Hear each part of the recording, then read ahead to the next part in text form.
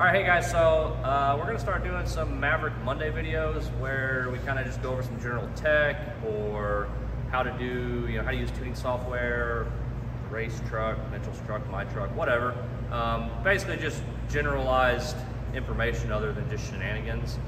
So maybe be looking forward to that. I think the first one will probably be the trans that we're fixing for a customer. We're not sure, but that's basically what we're gonna be working towards, is just some sort of kind of techie video.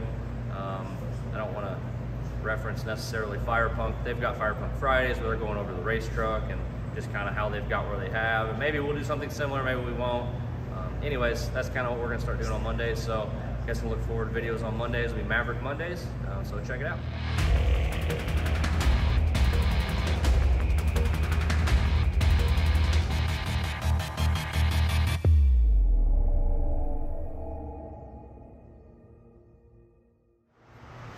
All right, so today we're gonna pull apart Dylan Pilgrim's transmission. It's a 6.7 truck, it's like a 07.5, I think.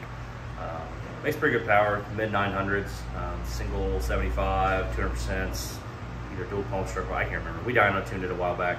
Truck runs really good. He had it back for a week after we dyno tuned it, which, backstory, he said, it should be like 1,000 horsepower, and he brought it up in the initial tune. We ran it was like 725 horsepower. He's like, there's no way. And then we start talking and figuring out that his injectors aren't what they thought they were. Ends up mid 900s because we had to really stretch them out, which was not preferred, but he wanted to make power, so we did. Had it back for like maybe a week, and he's like, man, this thing's like not working right, something's wrong. Had him drop the pan, change the filter fluid, and didn't fix anything. So he's like, I'm just gonna pull it, sit down, have you guys fix it. So we didn't initially build it or anything like that. He wanted the trans fixed. He uses us for a lot of other stuff, so he just shipped it down. Got it pulled apart and everything. So we'll kind of go over what all was messed up in it and just go from there. I think based on what we found, more than likely it's a low line pressure situation, and not necessarily like way low. More than likely what happened was you got a valve body built, put it in the truck, and Fire Punk or whoever, Suncoast can probably attest to this. You can test them on a valve body stand all day, every day, but unless you put it in the truck and check it, it may not be the same because sealing surfaces aren't perfect on these transmissions and valve bodies. So you can make 200 PSI on a bench, put it in the trans, it might only make 170. Well, 170 PSI and almost 1,000 horsepower is not enough. So I'm gonna guess that's probably what happened, either that or the trans wasn't serviced frequently enough, low on fluid or low on supply pressure, we'll say, due to a clogged filter and that burning up over time. Either way, it's not an incredibly huge deal. Reclutch it, clean it, have him flush the cooler or put a new cooler on it or whatever he wants to do, and he should be good to go and back on the road. So check it out.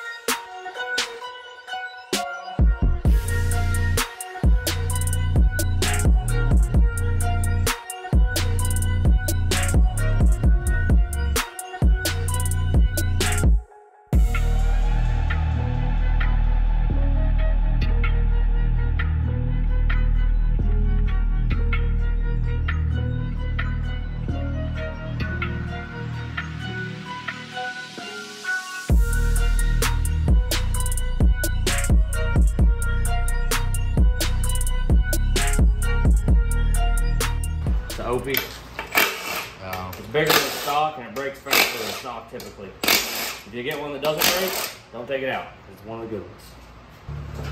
It was, let's say, the industry's first attempt at an oversized input shaft. And they hold good on some, and then other trucks would like 7 horsepower truck would just shear them all. I'll show you why here in a minute.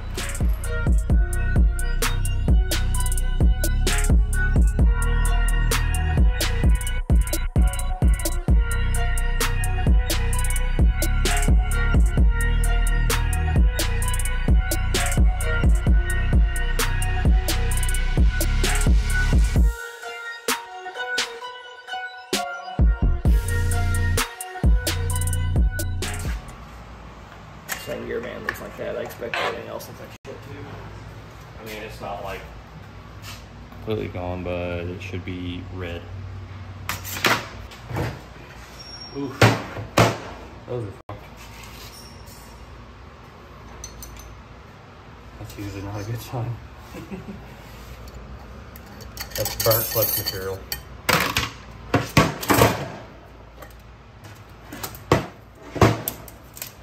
Yep.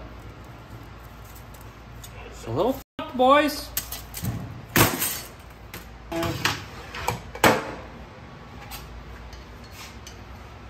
These ones are really loose. I mean, it doesn't really matter, but they're supposed to only have like 25-ish thousandths per inch. Yep. Gone. She gone. So they felt like they were missing clutch material because it was loose. We'll check overdrive in a little bit, but there's this problem. Diagnosed, it needs a whole refill. Maybe this isn't an Opie, or it's an original Opie. So maybe this isn't an Opie shaft, but the original Opie shafts, there's this hole, and then they cross drilled it here. So they literally took enough material out that like the shaft was physically weaker than stock, or a stock size shaft. So it'd always shear off clean right there, which this shaft does not have. So it's either an updated Opie. See if I can find. Let's see, where's all my old shafts at? My twisted shit there. But for reference, look how much material they took out of that shaft. That's all that's required.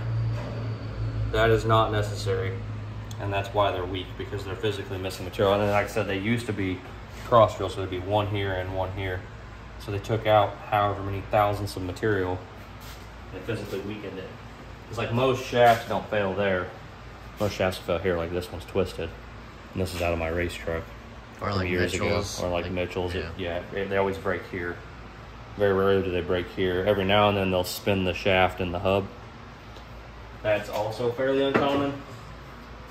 They generally break on the end. I don't know whose valve body it is, but more likely you just threw the valve body in assuming it would be good.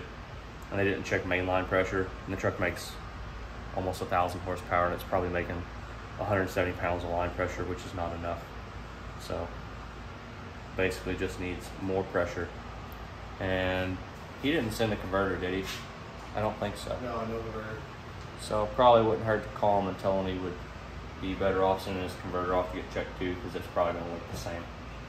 Clutches are probably going to look something like this instead of something like this.